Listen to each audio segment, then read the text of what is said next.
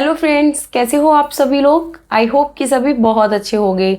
तो आज हम बात करने वाले हैं जो हमारी सीटेट पेपर फर्स्ट और पेपर सेकंड के लिए जो प्रीवियस ईयर क्वेश्चन सीरीज चल रही है उसमें उसके आगे के नेक्स्ट क्वेश्चनों के बारे में। इसमें आपके जो एसएसटी का पेपर है उस एसएसटी के पेपर के लिए सारे क्वेश्चनों को मिक्स करके पढ़ाएंगे।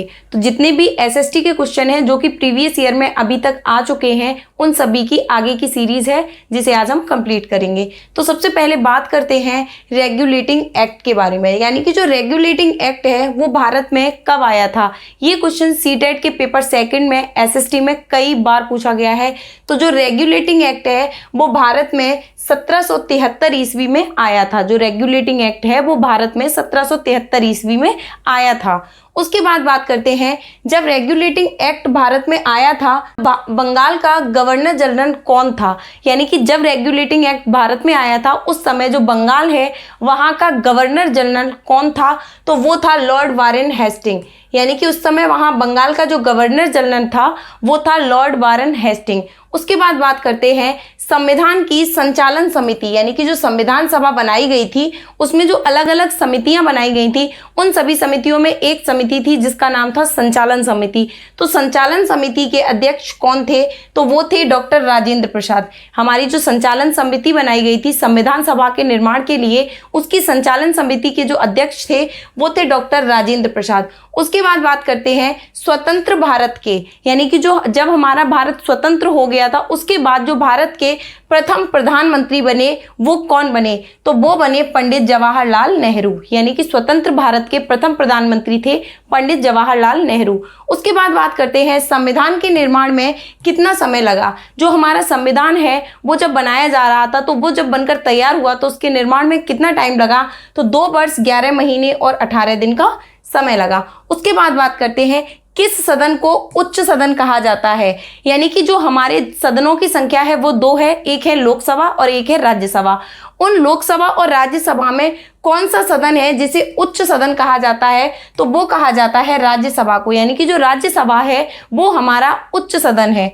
उसके बाद बात करते हैं नेक्स्ट क्वेश्चन की, किस सदन को निम्न सदन कहा जाता है। यानी कि जो छोटा सदन है किस सदन को निम्न सदन कहा जाता है, तो वो कहा जाता है लोकसभा को। यानी कि जो हमारी लोकसभा है वो हमारा निम्न सदन है। उसके बाद बात करते हैं राज्यसभा का जो पदेन सभापति होता है। ये क्वेश्चन बहुत ही ज्यादा इंपॉर्टेंट है जो कि सीटेट के पेपर सेकंड में कई बार आया है। राज्यसभा का पदेन सभापति कौन होता है, तो वो होता है भारत का उपराष्ट्रपति। राज्यसभा का पदेन सभापति भारत का उपराष्ट्रपति होता है। उसके बाद बात करते हैं सूर्य ग्रहण कब पड़ता है। यानी कि जो सूर्य ग्रहण है वो कब पड़ता है, तो सूर्य ग्रहण जिस दिन पड़ता है उस दिन अमावस्या होती है। इस चीज को बहुत अच्छे से ध्यान में रखना है। जो सूर्य ग्रहण है वो अमावस्या के दिन पड़ता है जब सूर्य और पृथ्वी के बीच में चंद्रमा आ जाता है। यानी कि जैसे ये हमारा सूर्य है ये हमारी पृथ्वी है, तो इन दोनों के बीच में जब चंद्रमा आ जाता है, ये चंद्रमा है, तो जब ये चंद्रमा सूर्य और पृथ्वी के बीच में आ जाता है तो इसकी छाया पृथ्वी पर पड़ने लगती है, इसलिए सूर्य ग्रहण पड़ जाता है। तो जब सूर्य और पृथ्वी के बीच में चंद्रमा आ जाता है तब हमारा सूर्य ग्रहण पड़ता है। और ये पड़ता कब है, ये पड़ता है अमावस्या के दिन। उसके बाद बात करते हैं चंद्र ग्रहण कब पड़ता है। जब चंद्र ग्रहण पड़ता है उस दिन होता है पूर्णिमा का। जो चंद्र ग्रहण है वो हमेशा पूर्णिमा के दिन पड़ता है जब सूर्य और चंद्रमा के बीच में पृथ्वी आ जाती है। जैसे यहाँ पर सूर्य और पृथ्वी के बीच में चंद्रमा था, वैसे ही सूर्य और चंद्रमा इन दोनों के बीच में जब पृथ्वी आ जाती है, जब सूर्य और चंद्रमा के बीच में पृथ्वी आ जाती है तो उस दिन क्या पड़ता है, चंद्र ग्रहण। चंद्र ग्रहण किस दिन पड़ता है, पूर्णिमा के दिन। उसके बाद बात करते हैं ग्लोब के बारे में। जो ग्लोब है वो क्या है, तो ग्लोब जो है वो पृथ्वी का प्रतिनिधित्व करता है। यानी पृथ्वी के बारे में, पृथ्वी की जो एक काल्पनिक संरचना होती है उसे ग्लोब कहा जाता है। इस पे यह एक त्रिआयामी गोला होता है, यानी कि ये एक 3D गोले में बनाया जाता है जिसमें देशों के बारे में, महाद्वीपों के बारे में, महासागरों के बारे में, यानी आदि चीजों के बारे में पता लगाया जाता है। उसके बाद नेक्स्ट क्वेश्चन की बात करते हैं, कौन सी रेखा पृथ्वी को 2 भागों में काटती है। वो कौन सी रेखा है जो पृथ्वी को 2 भागों में काटती है, तो विषुवत रेखा है जिसे हम 0 डिग्री रेखा भी कहते हैं। वो पृथ्वी को 2 भागों में काटती है। उत्तरी व दक्षिणी ध्रुव को मिलाने वाली जो रेखा होती है उसको क्या कहा जाता है, तो उसे कहा जाता है यामोत्तर रेखा। यानी कि जो रेखा पृथ्वी को 2 भागों में विभाजित करती है उसको बोला जाता है विषुवत रेखा। और जो रेखा उत्तरी ध्रुव, यानी कि जैसे पृथ्वी है उसकी जो उत्तरी ध्रुव और दक्षिणी ध्रुव यानी इनके बीच में जो ये रेखा होती है, इस रेखा को क्या बोला जाता है? यामोत्तर रेखा। इस रेखा को बोला जाता है यामोत्तर रेखा। उसके बाद नेक्स्ट क्वेश्चन की बात करते हैं, कर्क रेखा किन किन राज्यों से होकर गुजरती है? जो हमारी कर्क रेखा है वो किन किन राज्यों से होकर गुजरती है?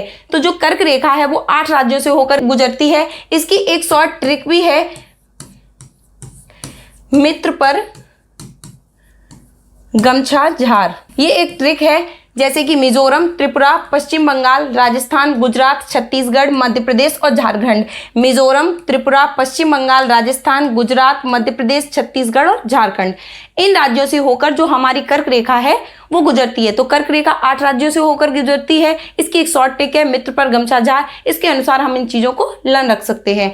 उसके बाद बात करते हैं, पृथ्वी सूर्य का चक्कर किस दिशा से किस दिशा में लगाती है? जो हमारी पृथ्वी है वो जो सूर्य का चक्कर लगाती है वो किस दिशा से किस दिशा में लगाती है? जो पृथ्वी सूर्य का चक्कर लगाती है वो किस दिशा से किस दिशा में लगाती है? तो वो लगाती है पश्चिम से पूर्व दिशा में। जो हमारी पृथ्वी है वो जो सूर्य का चक्कर लगाती है वो लगाती है पश्चिम से पूर्व दिशा में।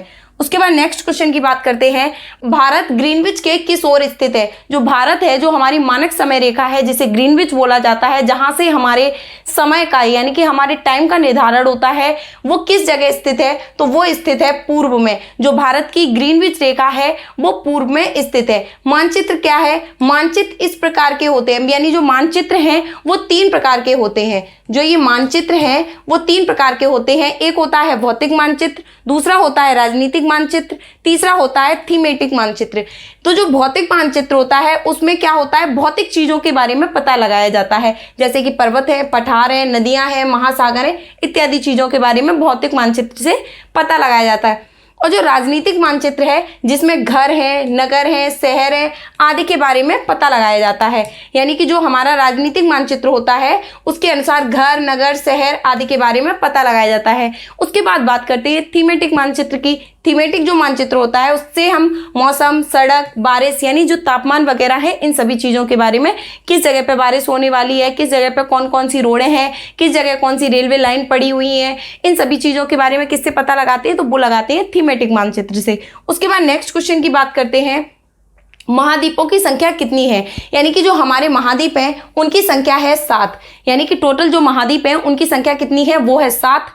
तो जो कौन कौन से महाद्वीप हैं? एक है एशिया महाद्वीप, दूसरा है अफ्रीका महाद्वीप, तीसरा है उत्तरी अमेरिका महाद्वीप, और उसके बाद फोर्थ है दक्षिणी अमेरिका महाद्वीप, उसके बाद है अंटार्कटिका महाद्वीप, उसके बाद है यूरोप महाद्वीप, और उसके बाद है ऑस्ट्रेलिया महाद्वीप। तो जो हमारा सबसे बड़ा महाद्वीप है वो बोला जाता है एशिया महाद्वीप को, और उसके बाद जो सबसे छोटा महाद्वीप है वो है ऑस्ट्रेलिया महाद्वीप।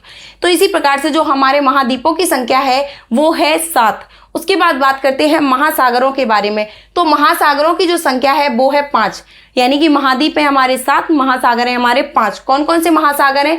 प्रशांत महासागर, हिंद महासागर, अटलांटिक महासागर, आर्कटिक महासागर, अंटार्कटिक महासागर। ये है हमारे 5 महासागरों की संख्या। इसमें प्रशांत महासागर सबसे बड़ा महासागर है। उसके बाद बात करते हैं, एक कार्यशील व्यक्ति को प्रतिदिन कितना प्रोटीन लेना चाहिए? यानी कि जो एक व्यक्ति है जिसे बहुत ज़्यादा कार्य करना पड़ता है, बहुत ज़्यादा काम में बिजी रहता है, बहुत उसे ऐसे कार्य करने पड़ते हैं जिससे उसकी बॉडी में थकावट हो जाती है, उस व्यक्ति को कितना प्रोटीन लेना चाहिए? तो 45 ग्राम। यानी कि एक कार्यशील व्यक्ति को 45 ग्राम प्रोटीन प्रतिदिन लेना चाहिए। कार्बोहाइड्रेट के प्रमुख स्रोत क्या हैं? यानी कि जो कार्बोहाइड्रेट होती है उसके जो प्रमुख स्रोत हैं वो क्या क्या हैं? जैसे कि गेहूं है, गेहूं में कार्बोहाइड्रेट पाया जाता है, चावल है, मक्का है, बाजरा है, आलू है, शकरकंद है, सलजम है, इन सभी चीज़ों में क्या चीज़ पाई जाती है? कार्बोहाइड्रेट। उसके बाद बात करते हैं विटामिन का आविष्कार किसके द्वारा किया गया? यानी कि जो हमारी विटामिन हैं जिनसे हमें अलग अलग प्रकार की बीमारियां हो जाती हैं, उन विटामिन की खोज सबसे पहले किसने की? तो वो की थी फंक ने। उसके बाद बात करते हैं, शरीर को ऊर्जा किसके द्वारा प्राप्त होती है? ये क्वेश्चन सीटेट में लगभग हर ईयर रिपीट किया जाता है। तो जो शरीर की ऊर्जा है वो हमें वसा से प्राप्त होती है। तो हमारे शरीर को जो एनर्जी मिलती है वो मिलती है वसा से। उसके बाद बात करते हैं, वसा में घुलनशील विटामिन कौन कौन से हैं? यानी कि वो कौन से विटामिन हैं जो वसा में घुलनशील हैं? तो वो विटामिन है vitamin A, vitamin D, vitamin E और विटामिन के। इन्हें आप अडेक से भी याद रख सकते हैं। विटामिन ए भी जो वसा में घुल जाती है, डी, ई और के, ये सारे विटामिन वो हैं जो वसा में घुलनशील है। उसके बाद नेक्स्ट क्वेश्चन की बात करते हैं, जल में घुलनशील विटामिन कौन कौन से हैं? तो विटामिन बी और विटामिन सी, ये दोनों विटामिन ऐसे हैं जो जल में घुलनशील है। उसके बाद बात करते हैं प्रोटीन का महत्वपूर्ण कार्य क्या होता है, यानी कि जो प्रोटीन है, प्रोटीन के खाने से हमें किस चीज की प्राप्ति होती है, उसके ना खाने से क्या रोग हो जाता है। तो जो प्रोटीन है वो मुख्य रूप से क्या कार्य करती है, अगर हमारे शरीर में प्रोटीन अंदर जाता है तो वो हमें किस चीज में सहायता प्रदान करता है? तो वो कोशिकाओं एवं ऊतकों का निर्माण करने में सहायता प्रदान करता है। ये क्वेश्चन भी सीटेट में कई बार रिपीट किया गया है। तो कोशिकाओं और ऊतकों का जो निर्माण करता है वो किसके द्वारा होता है? प्रोटीन के द्वारा। उसके बाद बात करते हैं प्रोटीन की कमी से होने वाले रोग, यानी कि प्रोटीन की कमी से कौन कौन से रोग हो जाते हैं। तो प्रोटीन की कमी से क्वाशियोरकर और मरास्मस, ये दोनों रोग प्रोटीन की कमी से हो जाते हैं, क्वाशियोरकर और मरास्मस। उसके बाद बात करते हैं प्रकाश संश्लेषण के लिए क्या चीज आवश्यक है।